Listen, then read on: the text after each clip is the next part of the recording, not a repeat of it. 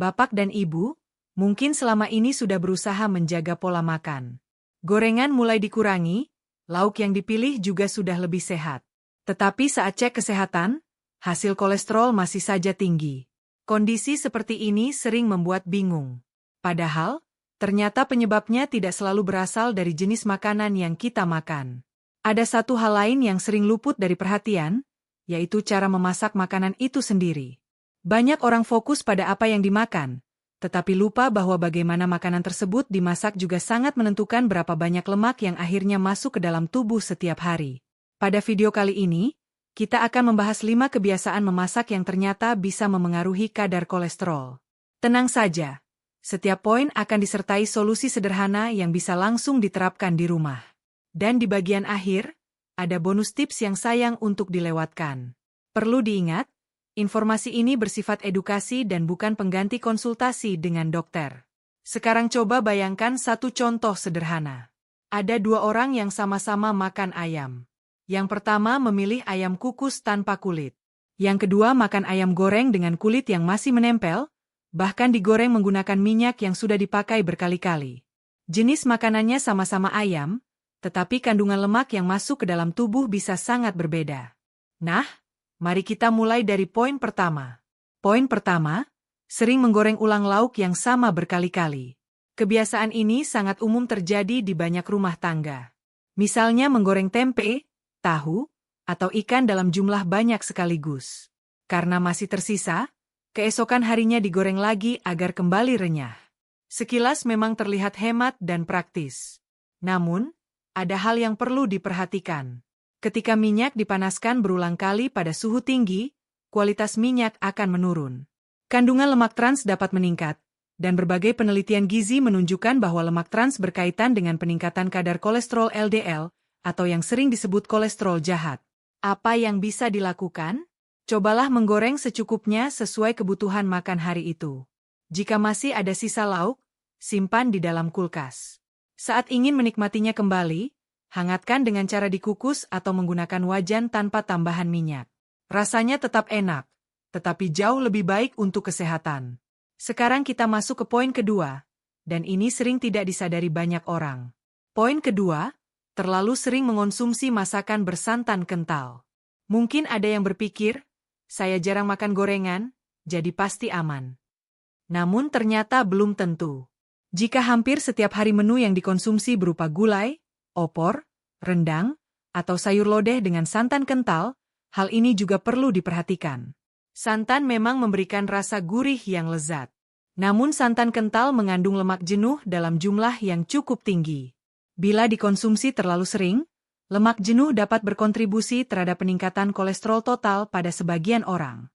Bukan berarti santan harus dihindari sepenuhnya. Yang perlu diperhatikan adalah frekuensinya. Solusinya cukup sederhana.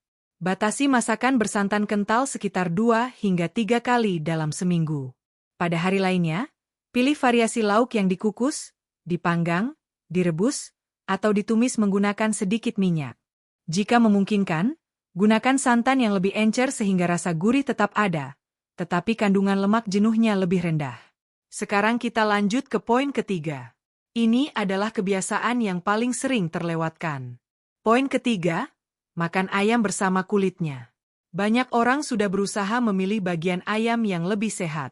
Ada yang memilih dada ayam, ada yang memilih ayam kampung, bahkan sudah menghindari bagian yang dianggap lebih berlemak.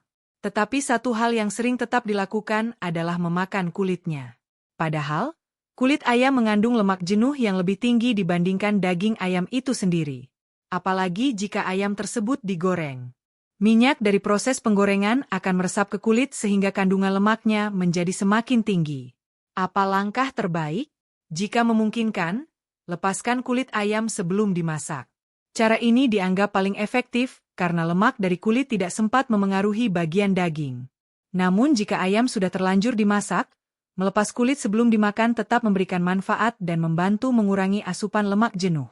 Kalau Bapak dan Ibu hanya mengingat satu hal dari video ini, mungkin inilah yang paling mudah dilakukan. Lepaskan kulit ayam sebelum dimakan. Sekarang kita masuk ke poin keempat. Poin keempat, menggunakan minyak goreng yang sudah terlalu sering dipakai. Kebiasaan ini juga masih banyak ditemukan. Setelah selesai menggoreng, minyak disimpan, disaring, lalu digunakan lagi. Setelah itu dipakai lagi dan lagi hingga warnanya berubah menjadi coklat tua atau bahkan kehitaman. Padahal, minyak yang dipanaskan berulang kali akan mengalami berbagai perubahan kimia. Semakin sering digunakan, kualitasnya semakin menurun. Ada beberapa tanda yang bisa dikenali. Jika minyak mulai berwarna gelap, menghasilkan banyak busa saat dipanaskan, atau mengeluarkan aroma yang tidak segar, itu merupakan tanda bahwa minyak sebaiknya segera diganti. Apa yang bisa dilakukan? Usahakan mengganti minyak setelah 1 atau 2 kali penggunaan. Jangan menunggu sampai warnanya menjadi sangat gelap. Selain itu, kurangi metode memasak yang membutuhkan banyak minyak. Cobalah lebih sering menumis ringan, memanggang, merebus, atau mengukus. Selain lebih sehat, penggunaan minyak juga menjadi lebih hemat.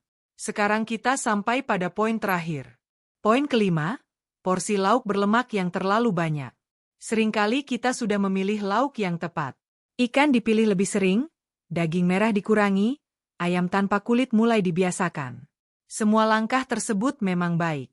Tetapi ada satu hal yang tidak kalah penting, yaitu jumlah porsinya.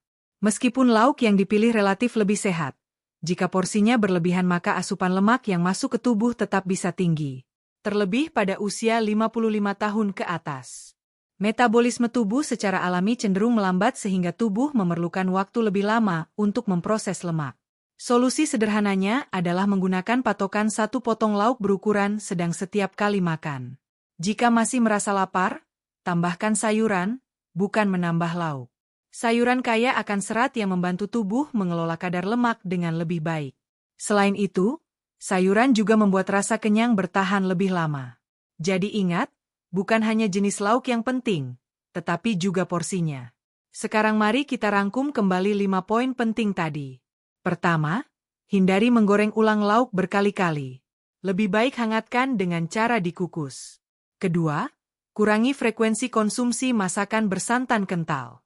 Tidak harus setiap hari. Ketiga, lepaskan kulit ayam sebelum dimasak atau setidaknya sebelum dimakan. Keempat, ganti minyak goreng secara rutin dan jangan menunggu sampai warnanya berubah gelap. Kelima, perhatikan ukuran porsi lauk. 1 potong sedang sudah cukup, dan jika masih lapar, perbanyak sayurannya. Kabar baiknya, 5 langkah ini tidak membutuhkan bahan mahal, tidak memerlukan biaya tambahan, dan bisa langsung mulai diterapkan dari dapur rumah sendiri. Sebagai bonus tip, ada 1 kebiasaan sederhana yang bisa mulai dilakukan besok. Tambahkan 1 porsi sayuran rebus atau lalapan segar pada setiap makan siang dan makan malam. Bayam, kangkung, wortel, kacang panjang, daun singkong, atau sayuran lain yang mudah ditemukan di sekitar kita bisa menjadi pilihan yang sangat baik. Serat dari sayuran membantu tubuh menjaga keseimbangan kadar lemak sebagai bagian dari pola makan sehat sehari-hari. Tidak rumit, tidak mahal, dan manfaatnya sangat besar jika dilakukan secara konsisten. Sekali lagi, perlu diingat bahwa semua informasi dalam video ini bersifat umum dan hanya untuk tujuan edukasi. Informasi ini bukan diagnosis, bukan resep pengobatan, dan tidak menggantikan saran medis dari dokter. Jika Bapak dan Ibu sedang menjalani pengobatan tertentu atau memiliki kondisi kesehatan khusus, konsultasikan terlebih dahulu dengan dokter sebelum melakukan perubahan pola makan. Setiap orang memiliki kondisi tubuh yang berbeda, dan dokter adalah pihak yang paling memahami kondisi kesehatan secara menyeluruh. Nah, sekarang saya ingin bertanya kepada Bapak dan Ibu. Dari 5 kebiasaan yang sudah kita bahas tadi, nomor berapa yang paling sering masih terjadi di dapur rumah? Silakan tuliskan jawabannya di kolom komentar. Saya senang membaca setiap komentar yang masuk.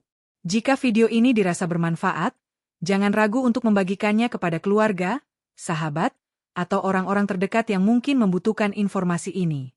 Semoga Bapak dan Ibu selalu diberikan kesehatan,